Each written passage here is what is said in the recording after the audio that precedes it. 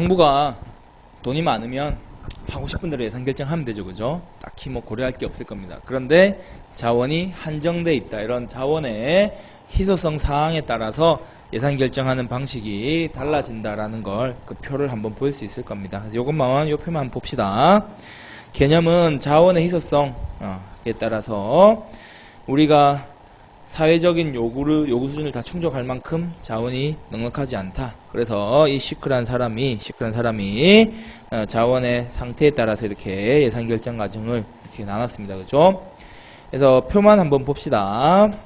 자원이 기존에 우리가 수행하던 현재 진행하고 있던 사업을 계속 수행할 정도가 되느냐, 기존 사업도 해가 바뀌면서 소폭의 증가분을 가져올 거죠. 예산 사용에 플러스 마이너스 알파 측면에서 기존 사업, 계속 사업을 그대로 수행할 수 있느냐, 계속 사업이 해가 바뀌면서 요구되는 증가분을 감당할 수 있을 거냐, 아니면 완전히 새로운 신규 사업을 감당할 수 있으냐. 이래서 완화된 희소성은, 희소성이 완화됐단 말은 자원이 여유가 있는 거죠, 그죠? 완화된 희소성은 계속 사업도 증가분도 신규 사업도 다 감당할 수 있을 거다. 만성적 희소성은 자원 부족 상태가 만성화되어 있다라는 건 체제 내에서 그 수준을 인식하고 있는 겁니다. 그죠? 그래서 그 수준에 맞춰서 신규 사업의 도입은 어렵겠지만 만성화되어 있는 자원 부족 상황을 인식하고 있기 때문에 관리 개선을 통해서 계속 사업과 그 사업의 증가분까지는 감당할 수 있다. 그래서 예산의 중점으로 가보면 관리 개선에 역점을 둔다. 급성 희소성, 갑자기 재정이 확 부실해지는 어떤 문제가 생겼다. 계속 사업 정도는 감당하겠지만 증가분과 신규 사업 모두가 감당하기 힘들 거다. 그래서 그때 급성 희소성, 그때 주어진 상황에 맞춰서 문제를 해결하고 그해 한 해 단기적이고 임기응변적으로 예산 편성에 몰두할 거다. 여기까지가 우리가 그래도 이론적으로 봐줄 수 있는 상황이고, 총체적 난국, 총체적 희소성 상황이 되면 뭐냐면 계속 사업도 못한다. 이 뭔 소리입니까?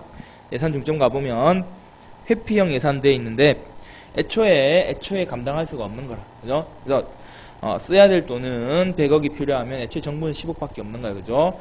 이런 상황에서 정부가 아무것도 못한다 하면 부끄러우니까 거기 보면 허위적 회계 처리라고 하고 그 밑에 보면 반복적 예산 편성 이렇게 돼 있는데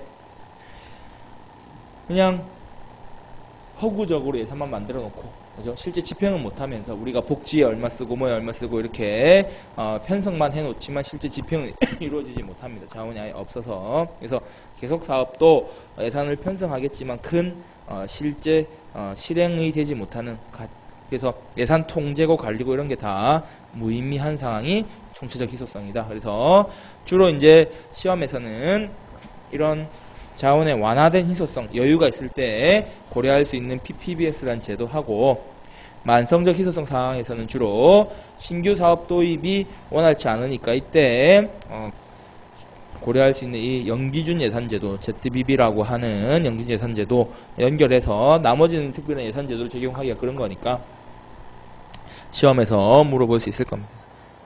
완화된 희소성에서 GBB를 이렇게 하면 틀린 거죠. 완화된 희소성 여유가 있으니까 PPBS라는 제도를 도입합니다. PPBS는 도대체 뭐길래 자원이 이렇게 많이 들어갑니까? 돈을 많이 쓸 수 있는 겁니까?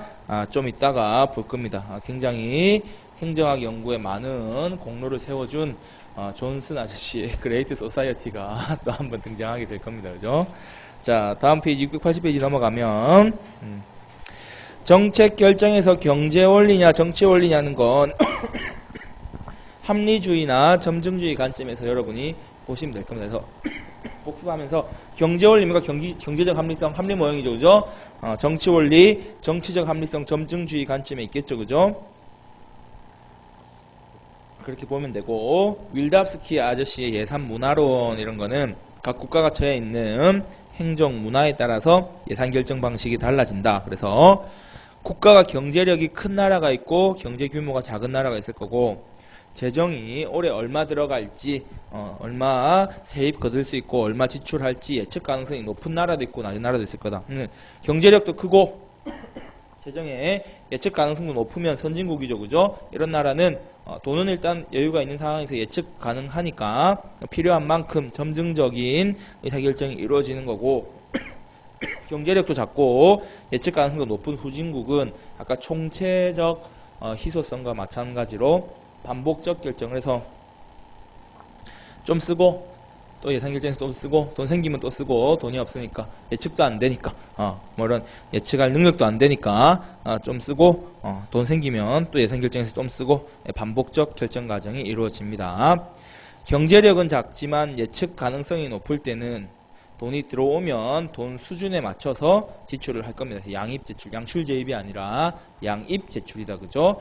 경제력이 적으니까 예측은 확실히 가능하니까 일단 돈 있는 만큼을 필요한 부분에 적절히 배분할 겁니다. 돈은 많은데 예측 가능성이 낮을 때는 일단 집행해서 쓰면서 예측하지 못한 상황들이 생기면 돈은 여유가 있으니까 보충적 예산 결정이 이루어진다. 부분들을 보충해준다. 이렇게 이해하면 됩니다.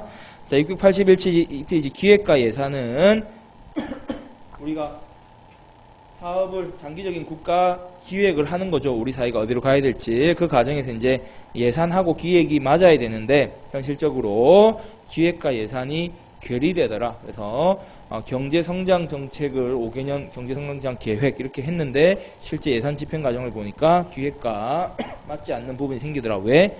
기획과 예산의 성격을 보니까 기획은 장기적이고 추상적인 측면이 강하다면 예산은 1년 단위로 돈을 쓰는 거죠. 그죠? 단기적, 구체적, 점증적 성격을 가지더라.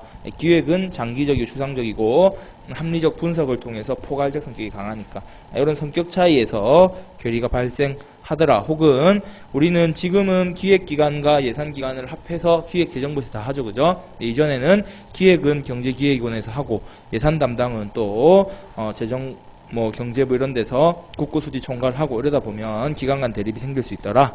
재원이 없어서 계획이 추상적이어서 예산 제도가 지나치게 통제지향적이어서 기획이란 게 어떤 발전적인 계획을 세우고 그 목표를 달성하자는 건데 지나치게 예산 제도가 통제지향적이다 보니까 이런 기획을 실현하기 위해서 예산 운영이 어렵더라. 이런 게 이제 둘이 괴리된다는 이야기입니다. 이렇게 보고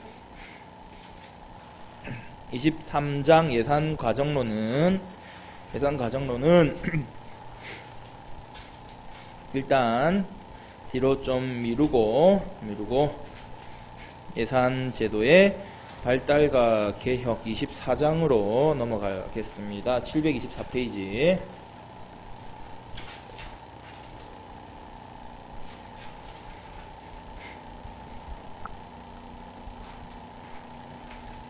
자, 예산제도가 처음에 예산제도는 뭐라고 그랬죠? 예산제도의 발달은 다 행정부에 대한 예산 통제에서 출발한다 그랬죠. 그죠?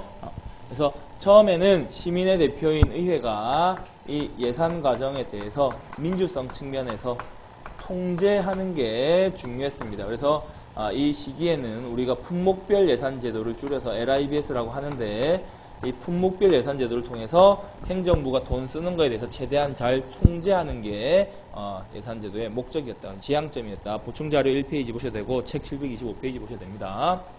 근데 이제 이렇게 통제 위주의 예산 관리 하다 보니까 정부가 업무를 수행하는데 언제까지 행정부 역할이 시민사회를 제약하는 것도 아니고 특히 정부가 중심이 되어서 다양한 이제 적극 국가 사회 많은 공공 서비스 공급을 정부가 하게 되는 거죠. 시장 실패 이후에. 그죠? 그러니까 정부가 많은 역할을 수행하는데 그 역할을 수행하는 정부 부문이 과연 공공 서비스 공급을 능률적으로 하고 있는가?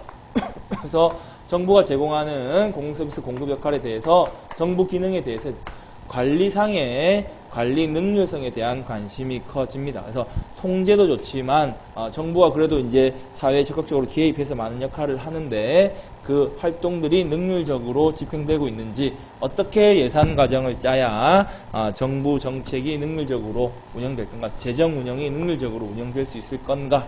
이때 이제 우리가 성과주의 예산제도라고 하는 PBS 제도가 들어오게 됩니다. 이때는 그래서 투입에 대해서만 관심이 있었다. 그래서 어디다가 얼마 쓰는데 정부가, 그죠? 정부가 어느 항목에 얼마 쓰는 데에 대한 관심이 있었던 거야. 그래서 많이 못 쓰게 하는 게 중요했던 거고, 그죠?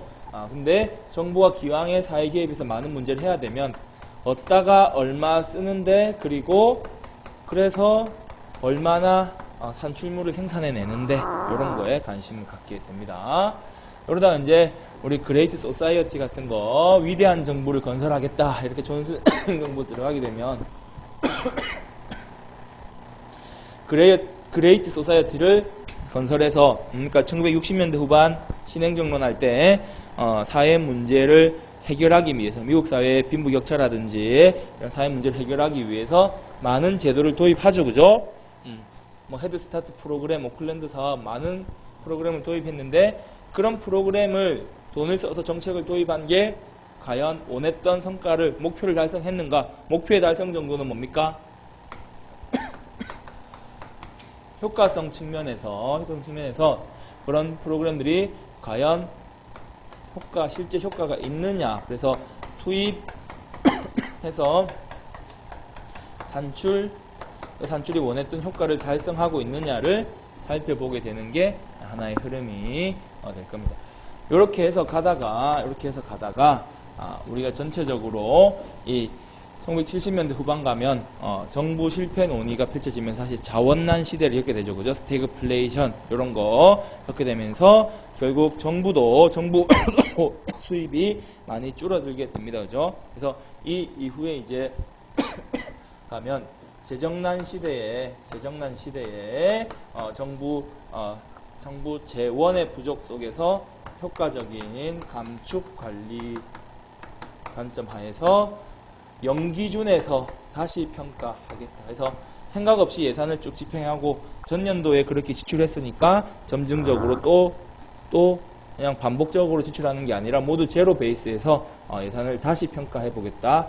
이 감축 관리에서 연기준에서 다시 평가해서 노인복지 지출하고 있는데 계속 이게 지출할 필요성이 있는가에 대해서 계속 평가해서 필요하면 또 하고 필요 없으면 바로 과감하게 날려버리겠다는 게 감축관리 시대의 연기준 예산 제도인 겁니다.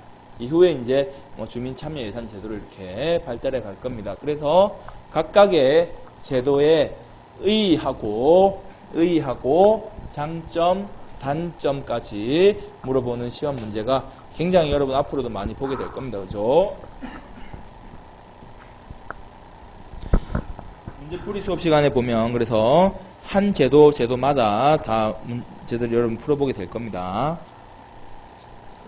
자, 1페이지 예산개혁의 흐름 보면 그래서 초반에는 의회에 의한 행정 통제가 중요하니까 그래서 시민의 대표인 의회가 행정을 통제한다. 민주성 측면에서 투입 요소에 대한 통제. 근데 정부가 시장에 개입해서 많은 역할을 하게 되니까 정부가 하고 있는 이 역할에 대해서 능률성 있게 실현되고 있는가, 능률성 측면에서 관리지향적 성과주의 예산제도 들어옵니다. 실제 돈을 쓰는데 이전에는 어디다가 얼마 쓰는데 그 돈 써야 돼 라는 측면에서 투입에 대한 통제가 관심이었다면 이제는 그 돈 써서 뭘 했는데 원했던 대로 성과가 나왔어 라는 투입과 산출 위주입니다. 그래서 성과주의 예산. 존슨 행정부의 PPBS는 정부의 장기적인 기획과 예산 과정을 연계시킵니다. 그래서 좀 이따 보겠지만 우리 오클랜드 사업하면 뭐였죠? 3년 동안 1,500만 달러 써가지고 일자리 3,000개 창출하겠다 했죠, 그죠? 근데 실제 27개 창출했죠, 그죠? 그러면 3년이잖아. 우리 아까 회계는 다 회계년도 독립의 원칙인데 3년이라는 기간 동안에 돈을 나누어서 단기적으로 쓰는 거죠, 그죠? 그래서 그런 계획, 기획 기능이 중시되고 그렇게 했으면 3,000개의 일자리 창출했냐 못했냐를 봐야 되겠죠? 그래서 효과성, 계획 중심 이런 게 PPBS의 특징인 겁니다. 돈이 없으면 그레이트 소사이어티 사업 했겠습니까? 완화된 희소성 하에서 재원이 있으니까 이런 게 가능했다. 자원난 시대 연기준 예산제도는 자원난 시대의 감축관리 연기준에서 모든 전년도에 집행했던 사업을 그래서 기존의 점정주의적 예산 결정이면 전년도에서 반복적으로 돈 들어갈 거 다 그냥 적용하면서 소폭의 변화를 추구했는데 GBB는 모든 예산을 연기준에서 다시 평가하겠다는 겁니다. 다시 평가하겠다는 겁니다. 돈이 재정의 희소성이 생긴 거죠. 만성적 희소성 상황에서 GBB가 들어온 겁니다. 핵심은 모든 게 제로 베이스에서 우선순위에 따라서 의사결정이 이루어진다. 최근에 이런 참여지향적 예산제도가 있다. 자, 이 시크라는 아저씨가 도출한 예산제도의 주된 지향점인데 처음에 LIBS 뭐에서 통제 지향에서 그 다음에 관리 지향 PBS로 갔다가 PPBS 기획 지향으로 갔다가 최근에 이렇게 성과 지향적 예산 제도가 들어오는 거죠. 그래서 이 사람은 처음에는 이게 성과가 아니라 처음에 LIBS, PBS, PPBS 순서대로 통제, 관리, 기획 지향적 예산 관점을 제시했습니다. 그죠? 좀 오래된 학자니까 정답은 1번 되는 거고, 품목별 예산 제도부터 보겠습니다. 자, LIBS인데 시간이 우리가 많지 않으니까 책이랑 같이 봅시다. 726페이지 피고 중자료 페이지 피고. LIBS가 뭡니까? 예, 요약된 자료에는 생략했지만 726페이지 보면 라인 아이템 버제팅 시스템, 예, 품목별로 이렇게 예산을 짠 겁니다. 그죠? 그래서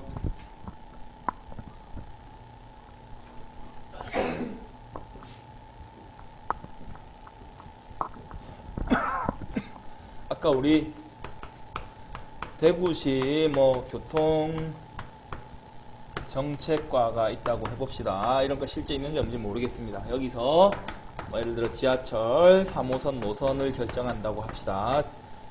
뿐만 아니라 지하철 교통정책이니까 대구의 지하철, 버스, 택시 등 대중교통 관리를 한다. 대중교통 관리를 하는 부처라고 생각해보자.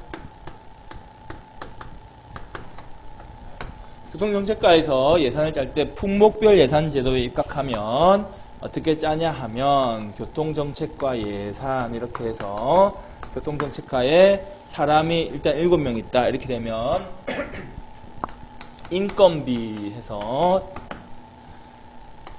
5급 과장님이 있고 그 다음에 다 9급으로만 3명 있다고 합시다.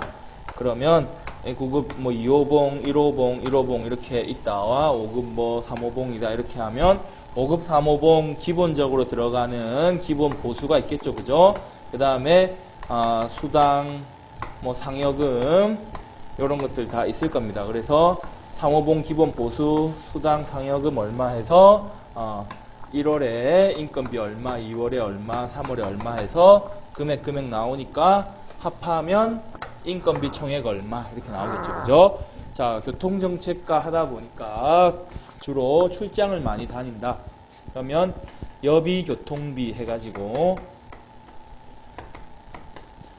출장비를 예비 교통비 이런 식으로 표현하는 거죠. 그래서 얼마 해서 그 다음에 이렇게 하다 보니까 식대에서 복리후생비 해가지고 복리후생비인데 복리후생비 중에 식대가 있을 거고 뭐 공무원 복리후생 관련해서 도서 구입을 지원하면 도서 지원비 뭐 이런 거 있을 거고 그다음에 회의비 혹은 접대비 이런 식으로 품목별로 어떤 지출 용도별로 이렇게 예산을 짜는 겁니다. 그죠? 지출 용도 품목별로. 그래서 이 하나하나의 지출 용도, 지출 품목을 라인 아이템 이렇게 부르는 겁니다. 자, 이렇게 해서 예산을 짜놓으면 장점은 뭐냐면 장점은 통제하기가 쉬운 거야. 그래서 복리후생비 식대를 돈을 이렇게나 써야 돼.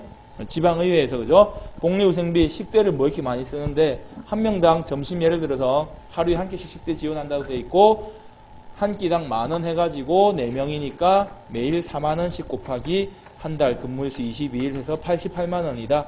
곱하기 12개월 이렇게 하죠. 예산 짜기는 쉬운 거예요. 그죠? 예산 짜기는 참 쉬운데 요거 보고 너네는 속된 말로 너네는 뭘 처먹길래 한 끼에 10,000원씩 쓰느냐 5,000원씩 먹어야지 통제하기가 쉬운 거예요. 그죠? 여비교통비로 KTX 기준으로 짜놨는데 뭐 맨날 출장을 KTX 타고 다니냐 버스 타고 좀 가면 안 되냐 그죠? 통제하기가 쉬운 겁니다. 인건비 같은 경우에는 보수표가 정해져 있지만 이렇게 해서 회의비 4명이 있는데 뭐 회의하는데 맨날 회의비를 이렇게 쓰느냐 그죠? 도서 구입비 공무원들 책을 국가에서 사줘야 돼.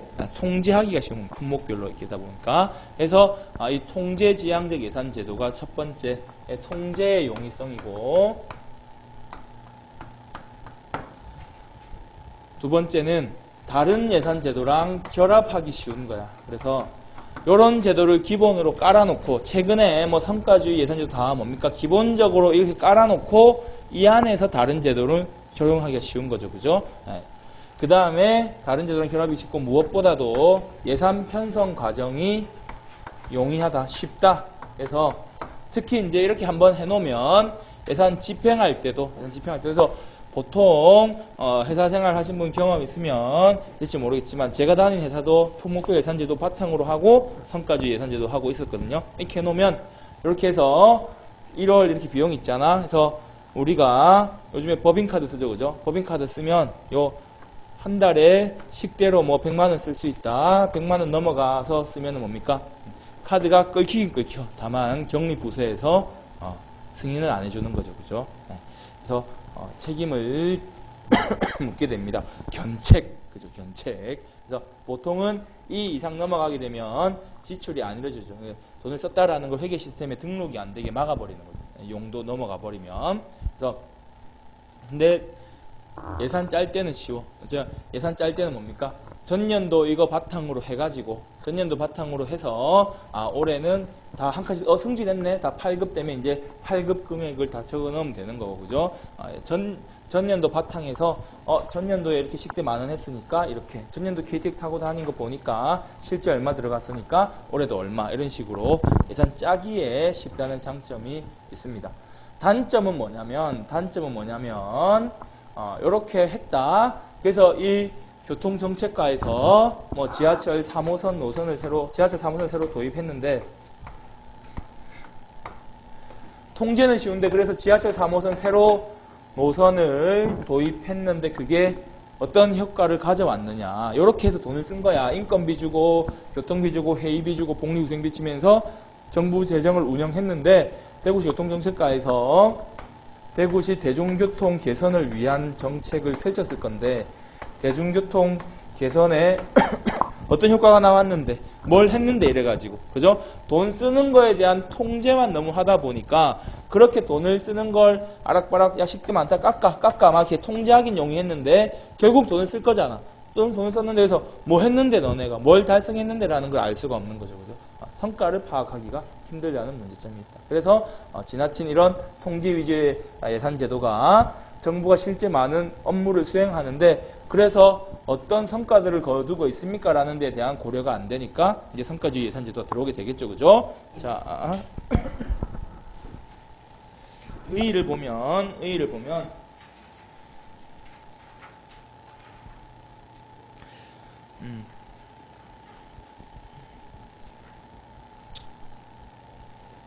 어차피 책이 요약된 게 프린트인데 일단 프린트를 보면서 책을 지적하겠습니다. 품목별 예산제도 의의는 예산을 지출 대상, 투입 요소들 인건비다, 식대다 이런 투입 요소 중심으로 예산을 짰다. 구체적인 항목별로 예산을 짜놨기 때문에 관료 통제하기 용이한 겁니다. 통제지향적이다. 의회가 통제하기 용이하니까 재정민주주의 실현에 기여하겠죠, 그죠? 자, 예산 구성이 그래서 인건비, 물건비 뭐 이런 데 들어가는 겁니다. 특징은 첫 번째 무엇보다 통제지향적이다. 그죠? 통제하기 용이하다. 다음 페이지 프린트 한번 보시면 어디에 얼마 썼는데, 인건비에 얼마 썼는데, 식비에 얼마 썼는데 투입 요소에 대한 관심이 많고 예산 과정은 점증주의적이겠죠, 그죠? 전년도 대비 플러스 마이너스 알파 이렇게 예산 짜기가 쉽다. 그래서 각 예산 집행 부서에서 그래서 아까 이렇게 제가 예산 짰다 그랬죠. 우리 부서에서 그래서 교통정책과에 이렇게 우리 실제 업무할 때 출장 이만큼 가고 1월에는 출장 없습니다. 그럼 여비교통비에서 1월에는 출장 없으니까 0원.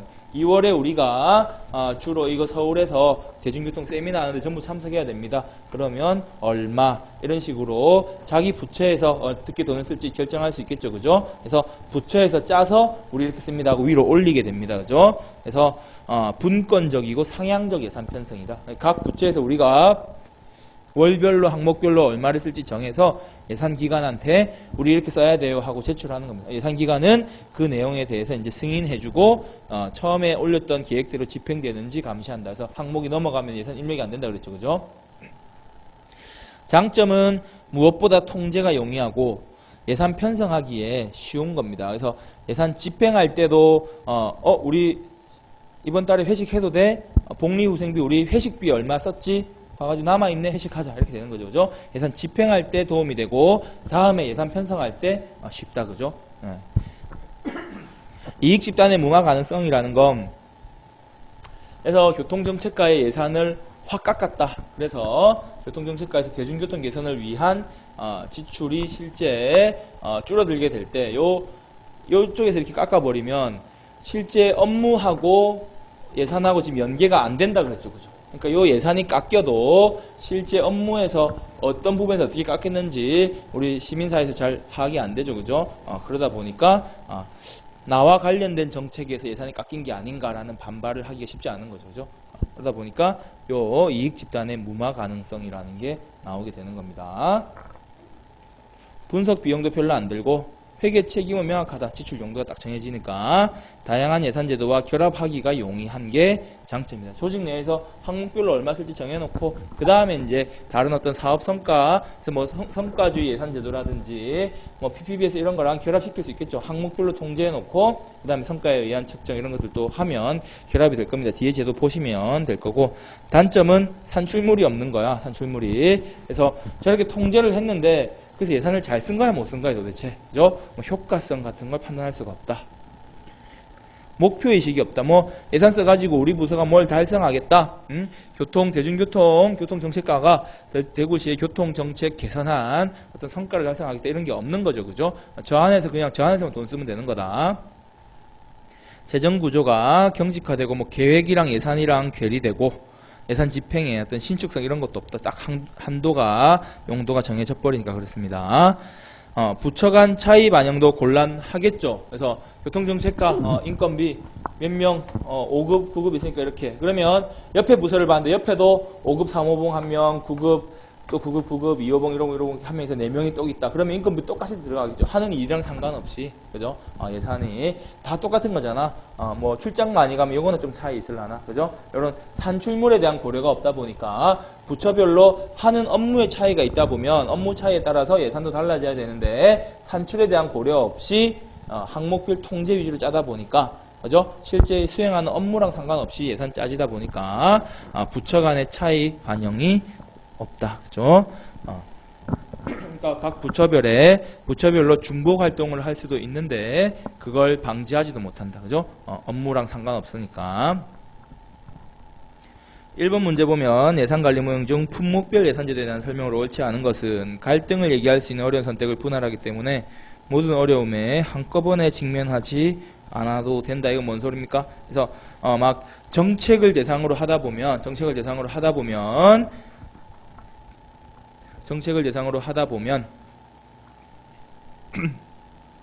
이 정책에 대해서 이익 집단들이 항의하고, 그죠? 우리한테는 왜 이런 정책을 안 하냐? 왜 예산 깎았냐? 좀 전에 이익 집단의 그 갈등을 무마할 수 있다 그랬죠, 그죠? 이런 것처럼 모든 어려움에 한꺼번에 직면하지 않아도 된다. 기획보다는 통제 중심이고 회계 책임을 묻고 정부한테 정해진 용도 이상 돈 쓰지 못하게 하는 게 목적인 거다, 그죠?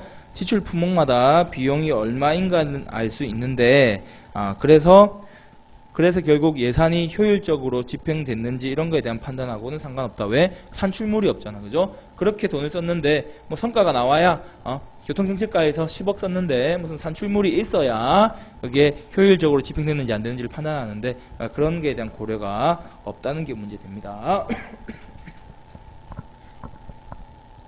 그래서 밑에 보면 통제지향적 관리고 그래서 정책이라든지 사업의 우선순위 이런 거에 대한 가치가 없는 거다. 그죠? 그냥 정해진 항목 안에서 돈을 쓰는 거에 대한 관심이 있는 거다.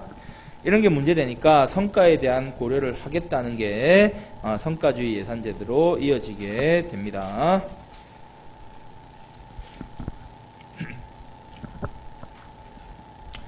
자, 성과주의 예산제도는 그 729페이지 책을 한번 보시면 가운데에 이제 표가 하나 있습니다. 그죠? 그래서 예산액을 어떻게 정한다고요? 업무량 곱하기 단위 원가 이렇게 성과주의 예산 가면 성과주의는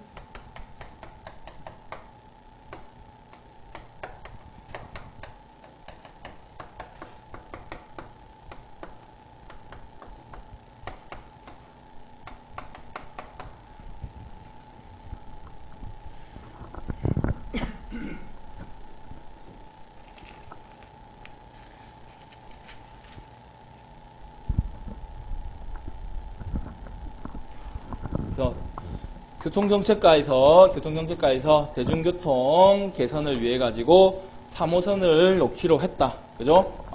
이렇게 되면 3호선을 공사를 할 때 3호선 노선을 놓는데 총 10km 놓는데 1호선 한 1km 공사할 때마다 공사비가 1억씩 든다.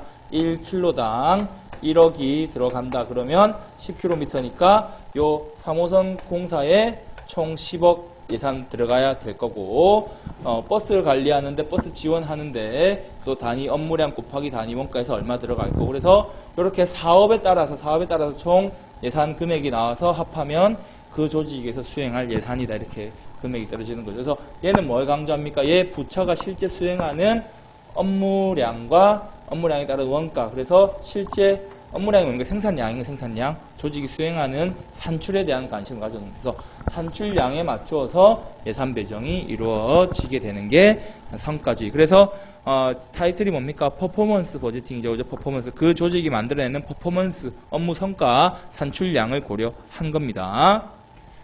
의의를 보면 예산의 투입을 정부의 기능, 사업, 활동, 성과 등과 연결시켜서 저런 사업을 할 때 업무량 곱하기 단위 원가 해서 금액이 나왔으니 초기의 단위 원가에 맞춰가지고 집행이 이루어지겠죠. 관리 기능이 중시가 되는 게 성과주의 예산 제도입니다. 예산 구성이 업무량 곱하기 단위 원가 이렇게 들어간다. 그래서 자, 특징을 보게 되면 관리지향적이다. 그래서 업무량의 단위 원가 이렇게 했는데 10km 놓는데 1km에 1억 해가지고 예산 배정했는데 관리를 잘 못했어. 그래서 작업 인부들이 추가로 투입되거나 인부들이 정해진 일당 받고 공사하기로 했는데 인부 관리를 잘 못해서 열흘 만에 끝나야 되는데 20일 걸렸다. 그러면 10일 더 일한 만큼 추가 비용이 들어가게 되겠죠. 그러면 정해진 예산으로 사업을 다 못하는 거 아닙니까? 그죠?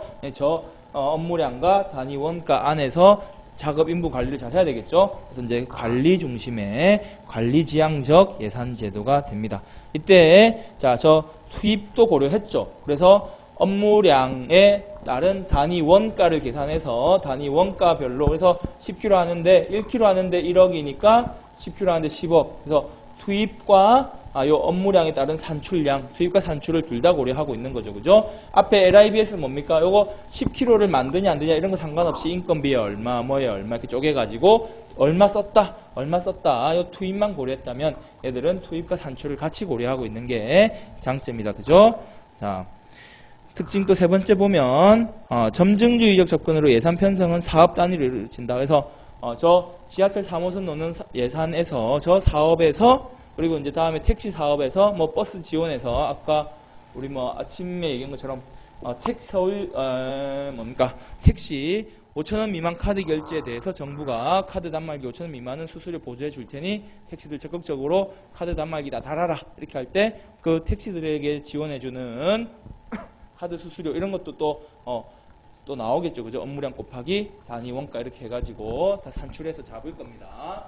자, 그렇게 하다 보니까 각 정책별로 이렇게 설정하게 되니까 예산 편성은 하나의 사업 단위별로 3호선 놓는 사업에서 업무량 곱하기 단위 원가에서 얼마, 버스 지원은 업무량 곱하기 단위 원가에서 얼마, 그죠? 택시 지원은 얼마, 이렇게 각 사업 단위별로 나오게 될 겁니다. 그래서 그 밑에 있는 계획 책임에 분산된다. 어느 사업에 어떻게 들어갈지는 각각의 계획 단위별로 설정하게 되니까 예산 비용이 계획 책임 분산하고 예산 관리자의 관리 기술을 중시합니다. 장점은 일반 국민이 정부 사업을 이해하기에 쉽다. 왜? 1km 공사하는데 1억 드는데 10km 했으니까 10억 들었다. 여러분 이해하기 쉬운 거잖아. 딱 떨어지는 개념이죠. 그죠? 그냥 이렇게만 예산을 다 짤 수 있으면 정말 이해하기 쉽고, 자, 이렇게 계산했으니까 과학적 계산이나 계량화된 정보에 의한 합리적이고 효율적인 자원 배분 성격이 있습니다. 그죠? 이를 통해서 우리가 성과만 보는 게 아니라 투입도 같이 봤죠. 저렇게 해서 절약과 능률, 내부 통제, 그래서 1km 공사하는데 1억이니까 10km니까 10억 줄게. 그 안에서 너네가 관리 잘해서 실행해. 이렇게 되는데 관리 잘 못해서 1km 하는데 2억 들면 지네가 집행을 잘 못한 거죠. 그죠? 그래서 절약과 능률, 내부 통제에 대한 관점도 역시 들어가 있습니다.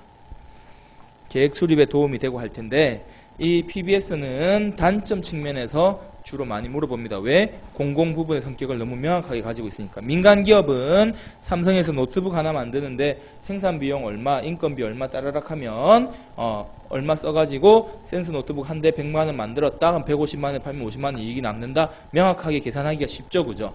근데 공공 부분은 왜 계산이 됩니까? 업무 단위 선정이 곤란하다. 저렇게 공사할 때는 저런 게 가능한데 이렇게 무형의 유형의 성과가 아닌 무형의 성과가 주로 많이 나타나잖아요, 그죠?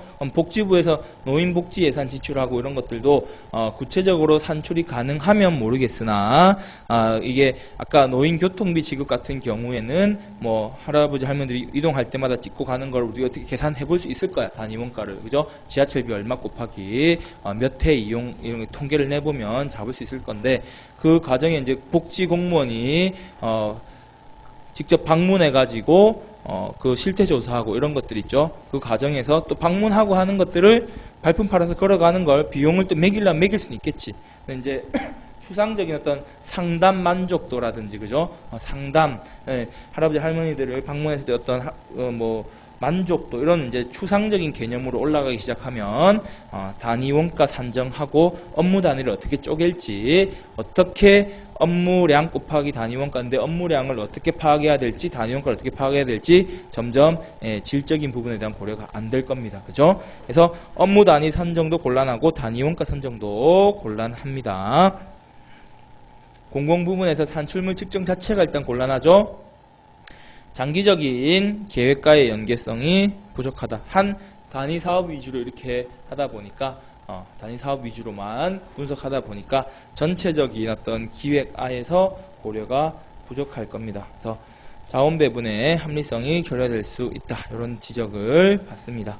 책에서 해당하는 내용들 그대로 요약되어 있는 거니까 이 책 다른 책 뭐 다른 내용 없이 이 책 그대로 요약되어 있는 거니까 여러분들이 한번 보시면 되고, 자 우리 729페이지에 오른쪽 날개주의 두 번째 그 문제 중에 첫 번째 문제 보면 방금 한 내용이 그대로 나옵니다. 이런 성과주의 예산제도가 성공하려면 중요시 되는 거는 단위 원가가 나와야 되는 거잖아, 그죠? 예산액을 짜려면 단위 원가가 나와야 되는데 뭐 교통정책과 이런 거야 차라리 단위 원가 나오겠다마는 모든 부처가 이런 게 될 수는 없는 거죠, 그죠?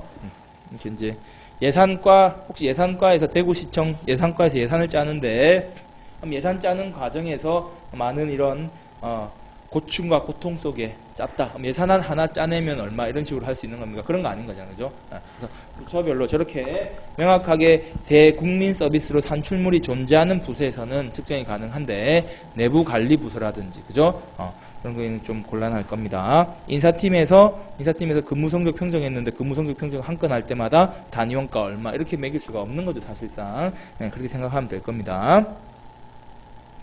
자, 그렇게 보시고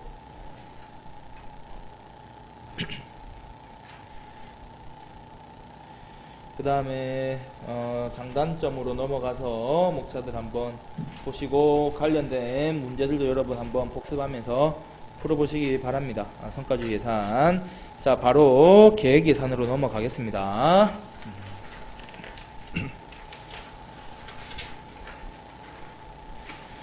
계획 예산 제도는 영어 원어를 봤더니 플래닝이 들어가죠. 플래닝이. 그래서 의 보면 장기적인 플래닝 계획과 매년 예산은 편성하잖아, 그죠? 예산은 회계연도 독립의 원칙에 따라서 1년 단위로 예산 편성합니다. 미국도 마찬가지고. 그런데 장기적인 계획을 짜서 가면 5년짜리 계획 사업 프로그램을 도입했는데 예산은 매년 짠다. 이들이 잘 연결되지 않으면 5년짜리 계획이 의미가 없겠죠. 그래서 1년에 뭐 얼마씩 해서 5년짜리 프로그램을 도입했는데 그 다음에 예산 편성할 때 그 사업에 대한 예산이 하나도 안 주어져 버리면 그 계획 괜히 세운 거 아니야, 그죠? 그렇다 보니까 이 계획과 예산을 연계한 겁니다. 발달은 뭐 케네디 정부 때 국방장관에 의해 처음에 국방부 도입이 이렇게 나오는데 그 재미삼아 우리 발달에 보면 미국의 랜드 연구소 어디서 본 것 같습니까? 델파이 기법 할 때 랜드 연구소 본 거 기억납니까? 랜드 연구소는 도대체 뭐 하는 애들이길래 델파이도 나오고 계획예산 제도도 나오고 뭐 하는 연구소입니까? 이게 우리나라로 치면은 그 뭐 국방대학원 이런 이름 들어봤어요, 그죠? 국방대학원 이런 것처럼. 그래서 여기 국방정책 대학원 뭐 그 속에 있는 연구소 이렇게 보면 됩니다. 그래서 이 랜드 연구소 가가지고 행정학 박사 받고 이렇게 합니다. 행정 연구 많이 하는데 뭐 그걸 알아라는 얘기가 아니고 그러다 보니까 이제 행정학에서 들어오는데 델파이 기법 할 때도 정책 결정 과정에서 질적 분석 기법으로 델파이 기법이라는 것도 만들어냈고 계획예산 제도라는 것도 만들어내가지고 누구한테 국방장관한테 던져줘서 국방부에 도입했더니 존슨 아저씨 뭐 했습니까? 우리 존슨 아저씨 삽질 많이 봤죠, 그죠? 존슨 아저씨 그레이트 소사이어티 하면서 그레이트 소사이어티 프로그램 해가지고 이 다양한 정책 프로그램을 도입하는데 우리 오클랜드 사업 3년 동안 1,500만 달러 쓰니까 그죠? 또 헤드스타트 프로그램 이런 거 할 때 다 장기적인 계획 하에 예산이 적용이 돼야 되니까 단년도 예산 짜가지고는 적용하기 힘들었겠죠, 그죠? 그래서 공식적으로 도입됩니다.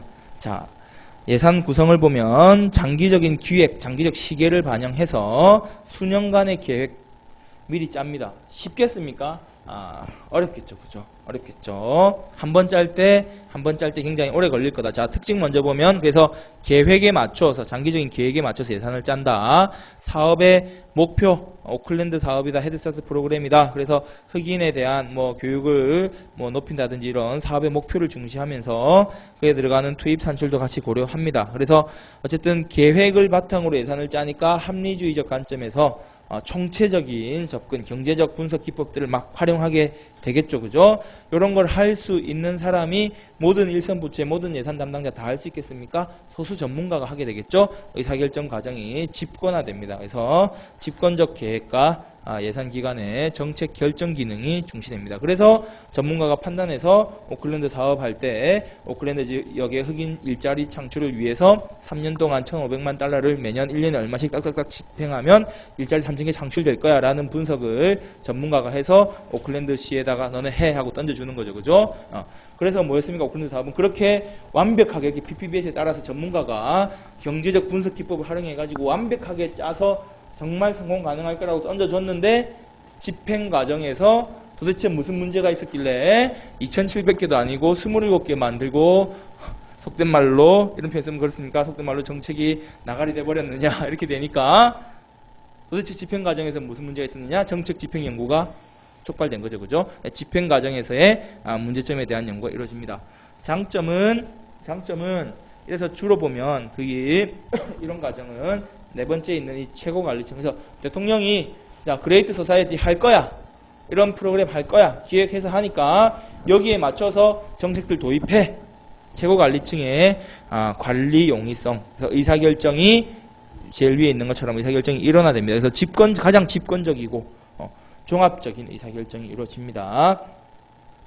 장기적인 계획과 1년 단위로 편성하는 예산이 유기적으로 연계되고 가장 효율적이고 가장 합리적인, 가장 경제적인 자원 배분을 실행하려고 할 겁니다. 그래서 가능한 한 모든 경제학적 분석 기법을 막 활용하겠죠. 단점은 의사결정이 과도하게 집권화되고 목표 설정이나 사업 구조 작성이 쉽지 않다. 그래서 의사결정의 이런 과도한 집권화 때문에 계획예산 제도는 도입하겠다라고 했을 때부터 의회에서 큰 반발에 처합니다. 왜?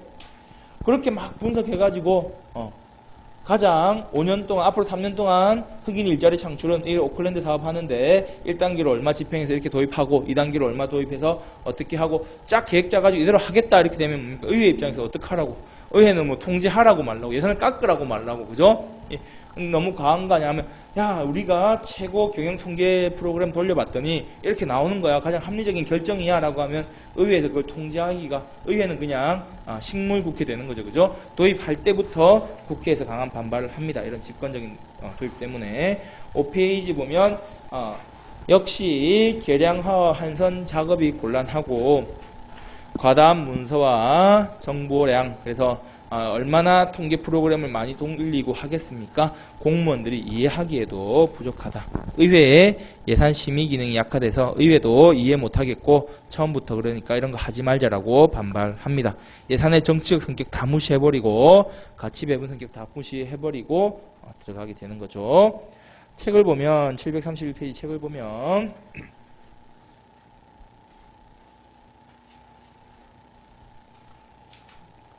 계획예산 제도는 뭐라고요? 장기적인 기획과 단기적인 예산 편성의 유기적 연결이다. 그죠?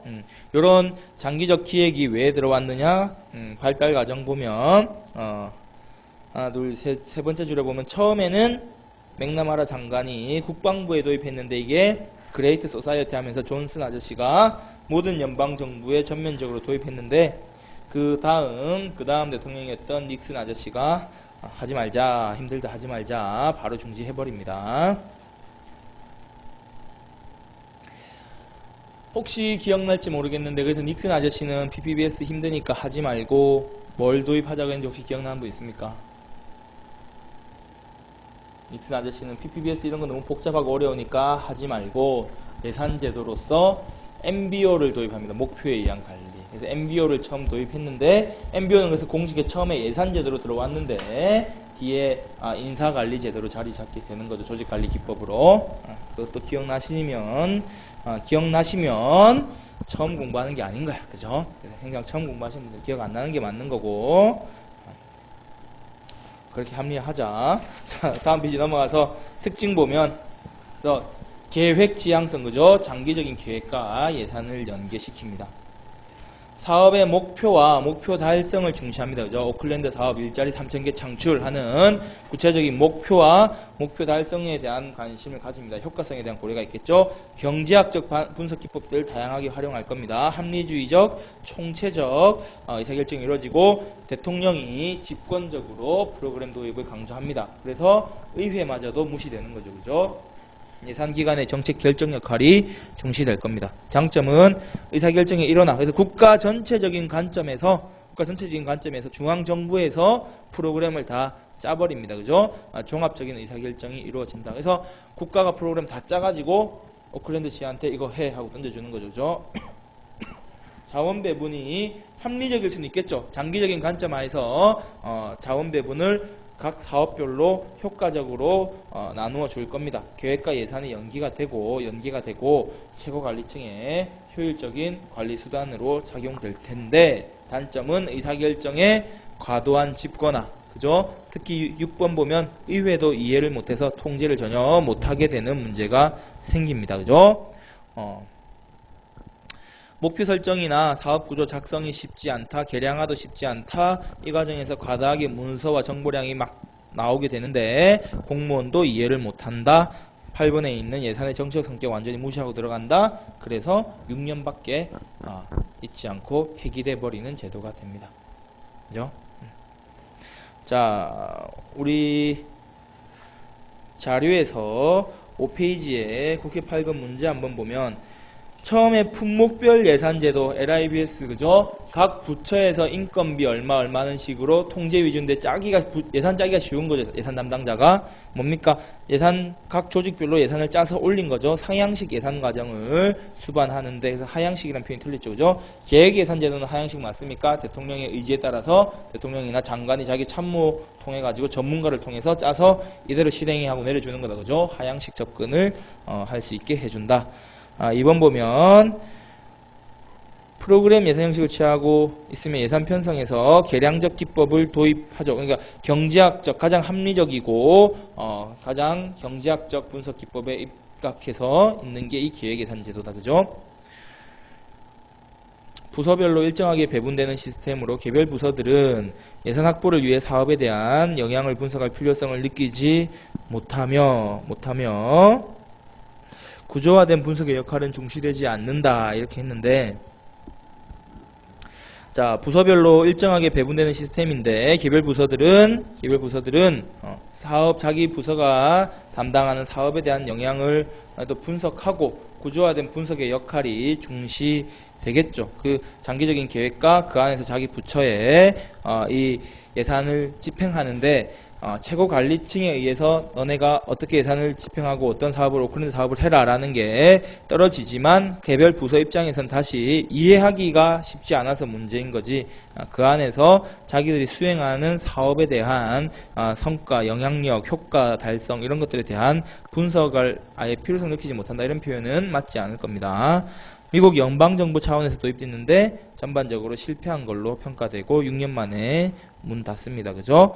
품목별 예산과는 달리 정책별로 예산을 배부하지 않고 부서별로, 그래서 품목별 예산 제도는 부서별로 인건비 얼마, 복리후생비 얼마 하는 식으로 주어지다 보니까 투입에 대한 통제는 쉬운데 성과 창출에 대한 평가가 전혀 안 되는 거였는데, 요 계획예산 제도는 사업별로 오클랜드 사업 얼마 이렇게 정책별로 주어지는 거죠, 그죠? 그래서 틀린 내용이 될 겁니다. 나머지는 여러분이 한번 또 복습으로 돌리고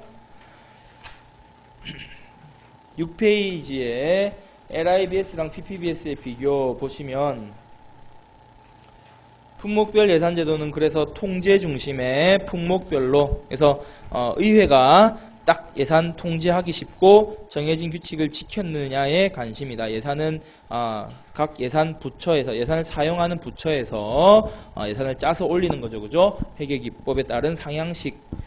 계획예산은 장기적 계획에 따라서 달성해야 될 목표 중심으로 최고 관리자, 집권층에서 예산을 짜서 아래로 던져주는 겁니다. 그죠? 경제적 분석 기법을 중시했다. 이런 차이가 있습니다. 연기준 예산 제도는 GBB에서 제로 베이스 버제팅, 빵에서 시작한다. 제로 베이스 버제팅이다. 그래서 의의를 보면 과거에 어떻게 했는지 과거 관행을 전혀 참조하지 않고 근본적인 재평가를 바탕으로 해서 예산을 편성한다. 이제 평가 중심의 예산 제도다, 그죠? 그래서 민간 기업에서 최초로 도입됐는데 1977년 연방 정부에 도입됐다. 이때 한참 자원난 시대로 흘러가고 있는 거죠. 스태그플레이션, 석유, 파동, 이런 게 있는 거죠, 그죠? 예산 구성은 의사결정 단위에 따라서 예산을 가질 수 있는 최하 수준의 단위를 먼저 하긴 합니다. 그래서 대구시 예산 가지겠죠, 그죠? 대구시 안에 쭉쭉쭉 내려가서 한 명 한 명 예산 가지는 건 아닌 거니까 최하 단위가 교통정책과부터 이제 이 한 과 단위로 예산이 주어진다라고 하면 이 한 교통정책과에서 기존에 수행하고 있는 업무 중심으로 그리고 새롭게 수행해야 될 업무에 따라 예산에 대한 내용. 그래서 여기 보면 예산 구성에 보면 현재 수행하고 있는, 일단 이제 1번에 있는 게 저렇게 예산을 가질 수 있는 최하 수준의 단위에서 그 차원에서 세 가지 의사결정 패키지를 만든다. 현재 서비스하고 있는 사업 패키지, 그리고 새롭게 도입돼야 될 사업 대안 패키지, 혹은 금액의 변화가 필요하다면 증액 대안 패키지, 이렇게 세 가지 의사결정 패키지들을 각각 형성합니다. 그래서 요 세 가지 패키지를 짜가지고 저 교통정책과에서 예산 업무를 맡은 담당자가 요 패키지 세 개를 짜가지고 전달합니다. 요 그 윗단계에 그 차 단위의 차 순위의 의사결정자에게 우리 이런 사업에 대해서 전면 재검토했는데 현재 서비스에 대해서 보니까, 혹은 새롭게 도입해야 될 사업 대안이나 예산 증액에 대한 내용을 고려해서 요런 수준에서 새롭게 예산이 필요한 것 같습니다 라고 올리면 그 윗선에서 이제 의사결정해서 우선순위를 정해서, 야, 우리가 10억 쓸 수 있는데 이렇게 쓰자라고 우선순위를 정해서 결정하게 됩니다. 이 우선순위를 정한다는 건 뭐죠? 계량적 기법입니까? 질적 기법입니까? 주관적 판단에서, 그죠? 서열을 매기해서 우선순위 이런 것들은 다 질적인 방법인 거죠, 그죠? 계량적인 어떤 도출이 아닌 거죠. 의사결정자의 주관적 판단에 의존해서 예산이 이제 나오게 됩니다. 734페이지 보면 가운데 표가 하나 있어, 그죠?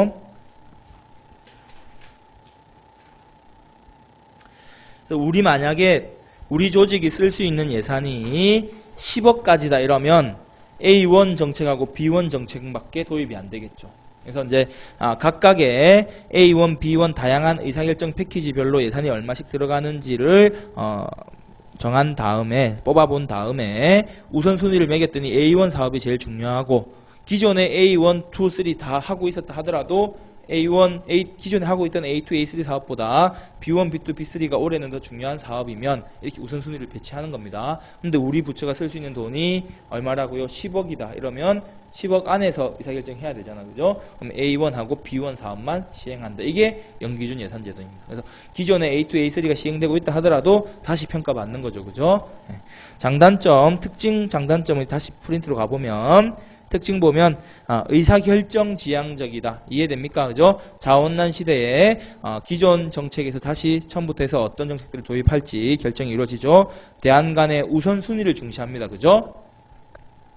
의사결정 단위에서 예산 대안에 대한 편성이 이루어진다. 그래서 이게 최하 단위에서 과 단위에서 예산을 패키지를 짠다 그랬죠. 그죠? 우리 부처에서 쓸 예산 패키지를 다 의사결정 패키지를 다 짜서 우리가 짠 패키지 이렇습니다 하면 그 윗선에서 이제 우선순위를 결정하는 거죠.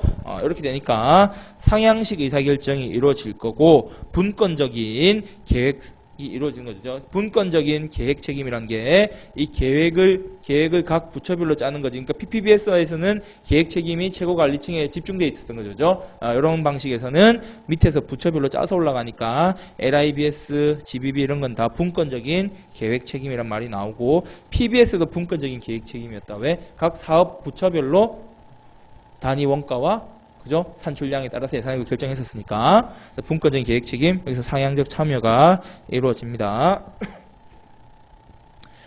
0 기준에서 우선순위를 결정하는데 이 우선순위 결정 과정에서 의사결정자의 주관적 판단은 들어가지만 요 각 사업 단위별로 의사결정 패키지를 0에서부터 다시 재검토해서 짜는 과정들은 경제적 분석 기법도 활용해서 그러니까 의사결정 패키지를 짜서 A1 사업에 얼마 들어갑니다. B1에 얼마 들어갑니다 하는 금액을 짜는 과정은 합리적이고 경제적 기법에 입각해 있다. 다만 그렇게 나온 의사결정 각 패키지들 중에서 어떤 거를 적용할 건데 우선순위 1순위 뭐 2순위 뭐 배치하는 게 이제 주관적인 거고 그죠? 각 1순위에 있는 사업이 총 얼마 들어간다라는 건 전부 연기준에서 새롭게 합리적 의사결정을 통해서 경제적, 합리적, 총체적 분석을 통해서 결정을 하게 됩니다. 그래서 예산 공무원은 이렇게 패키지를 만드는 거니까 이 패키지를 만들 때는 계획과 관리 기술이 필요하고 예산 기관은 그 우선순위 결정을 잘 해야 되겠죠. 그죠? 장점은 합리적 의사결정 과정이 들어간다. 왜? 하나하나의 의사결정 패키지에 얼마를 어떻게 써야 될지는 합리적 경제적 분석 기법을 통해 결정하는 겁니다. 자, 예산 낭비 및 재정 팽창 문제를 극복하고 사업 단위에서 최하 단위에서 조직 구성원 예산 편성하는 거죠. 그죠? 최하 단위에서 조직 구성원의 참여가 이루어집니다. 예산 운영에 다양성과 신축성 부여된다. 이건 뭐죠? 연기준에서 다시 짜는 거니까 그죠? 예산 과정에 신축성이 부여되겠죠. 전년도에 집행했던 말든 새롭게 다시 연기준부터 정책을 도입할지 말지 판단하게 되는 거니까. 자, 관리자가 이용할 수 있는 정보의 양과 질의 개선 뭐 이런 내용이 있습니다. 단점은 다시 연기준에서 다시 짜야 돼. 매년 예산을 새로 짜야 되는 거야. 매년 예산을 기존에 당연시 도입되던 정책들도 다시 처음부터 짭니다. 시간과 노력이 과중. 우선순위 결정이 쉽지 않다. 매년 0에서부터 새롭게 가다 보니까 장기적인 계획, 뭐 목표 설정 기능 이런 거랑 상관없게 되겠죠. 그죠? 미리 장기적인 계획도 뭐 지향해야 될 목표 설정도 매년 다시 해야 되니까 매년 다시 짜는데 성과평가가 곤란한 일반 행정 분야에 적용하기 어려울 수도 있다. 경직성 경비가 근데 너무 많아서 결국 실망적인 실적을 남기고 GBB도 큰 성과를 거두지는 못했습니다. 왜? 공공 부분에는 경직성 경비, 그래서 매년 고정적으로 지출해야 될 경비가 큰 거야. 그죠? 그래서 니네 부서에 10억 주어졌는데 기본적으로 지출해야 될 비용, 그래서 앞서 본 것처럼 뭐 아까 뭐 노인 복지 예산인데 뭐 노인 교통비 지급 이거를 우리가 통제할 수 없이 왜? 법에 의해 규정되는 게 많잖아. 예를 들어서 노인복지법에서 65세 이상 그 다 교통비 지원한다 이렇게 돼 있는데 요 비용 줄이려고 해 봤더니 법을 바꿔야 되는데 의회에서 법을 안 바꿔줘. 그죠? 나이 드신 분들한테 표 받아야 되니까. 그럼 뭡니까? 그 예산은 박아놓고 들어가야 되겠죠. 고정돼 있는 거죠. 그죠? 그렇게 되니까 그 예산이 만약 5억이다 치보자. 그러면 우리 부처가 쓸 수 있는 돈이 10억인데 그 부처 5억 잡고 인건비 등등해서 1억 잡고 하면 실제 쓸 수 있는 돈은 4억밖에 안 되는 거야. 그죠? 그럼 연기준에서 다시 평가하면 뭐해? 법 때문에 사업을 다 바꿀 수도 없는데, 그죠? 그러니까 공공 부분에서 이런 경직성 경비로 인해서 실적이 크게 얻지 못했습니다. 우선순위 선정이 쉽지 않을 거고, 이런 과정에서 우선순위 선정하다 보면 아무래도 대규모 조직 중심으로 비용이 지불되겠죠. 소규모 조직의 희생 같은 게 생길 수 있을 겁니다. 연기준에서 처음부터 저 좀 전에 한 것처럼 뭡니까?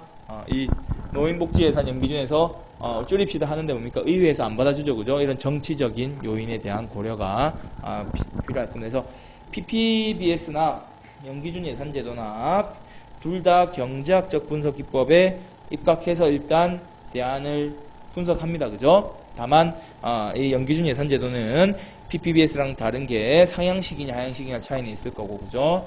어쨌든 경제적 분석 기법 중시하면 정치적 요인이 무시됩니다. 8페이지 보면 9페이지 먼저 보자. 9페이지 보면 이렇게 봤던 계획예산제도와 연기준 예산의 비교표가 있다, 그죠?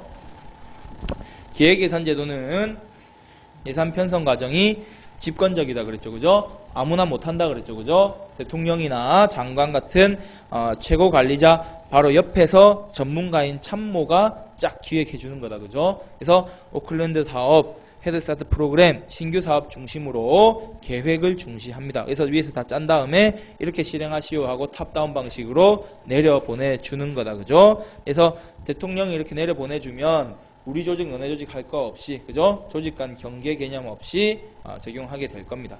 연기준 예산제도는 최하 단위라 그랬죠, 그죠? 의사 예산 결정을 하게 되는 최하 단위에서 우리과의 실행 업무를 봤더니 이런 식으로 0에서부터 다시 계산한다. 그래서 분권적이다, 그죠? 중간 관리층의 광범위한 참여가 이루어집니다. 신규 사업, 기존 사업 전부 다 0에서 제로 베이스에서 다시 판단해서 의사결정 패키지를 짜는 거죠, 그죠? 짜서 올리면 위에서 이제 우선순위를 정해서 그에 따라서 예산 집행이 이루어질 겁니다. 하위 상달식 관점인 거고, 우리 조직 안에서 우리 부처 예산 짠 거잖아, 그죠? 조직 간 경계 폐쇄체제적 관점이다. 시계는 올해 우리 예산인 거잖아. 내년 되면 다시 0에서 다시 판단할 거 아니야. 내년 계획을 왜 고려합니까? 내년 되면 다시 빵에서 다시 생각할 텐데, 다시 제로 베이스로 갈 텐데 단기적이다, 그죠? 그러나 둘 다 의사결정 패키지를 짜는 과정에서 연기준 예산제도는 우선순위 평가 과정에서는 질적인 주관적 요소가 고려되지만 그 의사결정 패키지 하나하나 짤 때는 어떻게 경제학적, 합리적, 과학적 분석 기법을 활용한다. 해서 공통점은 오히려 과학적이고 체계적 분석 기법을 활용했다는 건 공통점이 있는 거다, 그죠? 그렇게 볼 수 있을 겁니다. 두 개의 나란히 비교한 서울시 7급 문제 한번 보시면 PPBS는 하향적입니까? 하향적이죠. 대통령의 의지. GBB는 상향적이죠. PPBS는 거시적인 사업이었죠, 그죠? 뭡니까? 그레이트 소사이어티 같이 장기적인 계획과 단기적인 예산을 연계해서 전체적인 그래서 거기 위에 보면은 개방체제적 관점에서 전 조직 간의 경계 이런 거 무시하고 정부의 성과를 강조하는 건데, GBB는 우리 부처 예산 짜는 거죠. 우리 부서 최소 단위, 우리과 교통정책과의 예산을 짜는 겁니다, 그죠? 그렇게 보시면 될 것 같습니다. 3번 보면 PPBS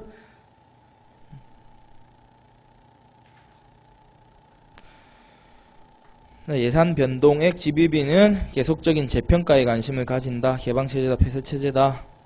계획 중심이냐, 사업 중심이냐. 이렇게 내용들을 한번 보시고요. 자, 왼쪽에 넘어와서 우리는 일몰법이란 걸 볼 텐데,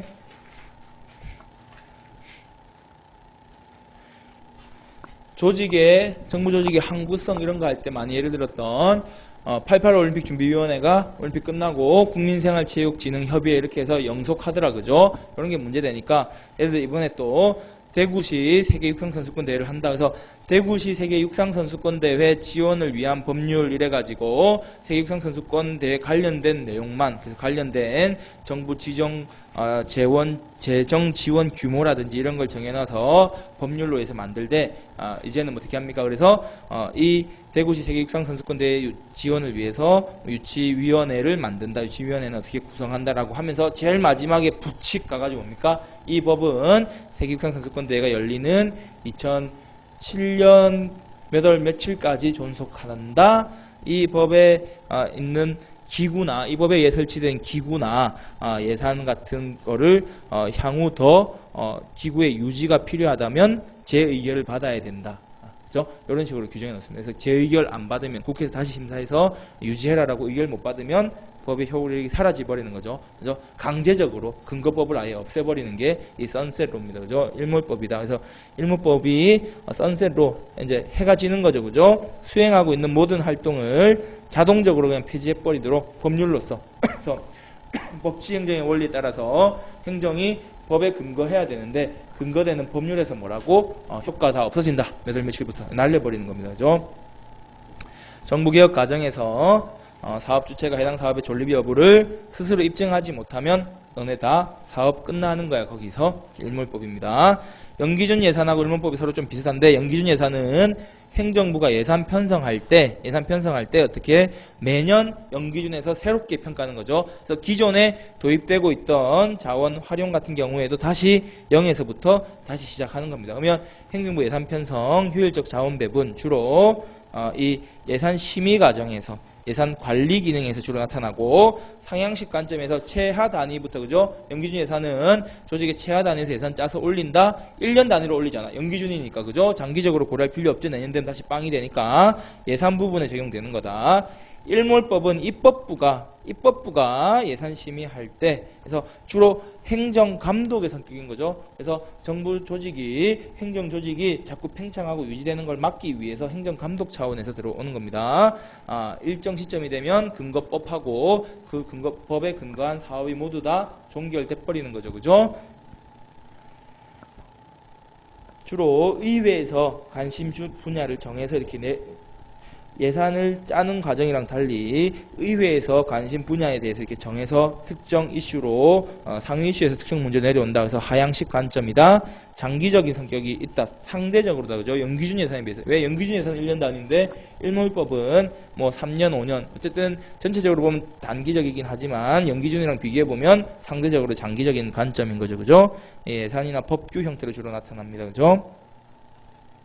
확인학습 1번 보면 예산의 자동적 종결과 주기적 심사라고 했는데 주기적 심사라는 표현을 보면 매년 연기준에서 새로 심사하는 연기준 예산제도도 해당할 수 있는데 자동 종결은 아닌 거잖아. 그죠? 자동 종결이란 표현은 일몰법에서 일정 기간, 법에 근거된 기간이 되면 자동으로 종료시켜버리는 건 일몰법의 특징에 해당하는 거다. 그죠? 그래서 연기준 예산제도는 자동 종결을 담고 있는 건 아니다. 그렇게 보시면 될 것 같습니다. 자, 조금만 더 가서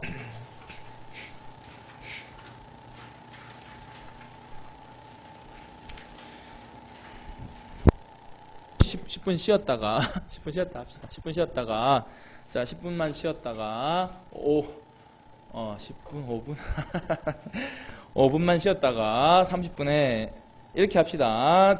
이 남은 예산 제도만 빠르게 보고 우리 예산 과정론 가가지고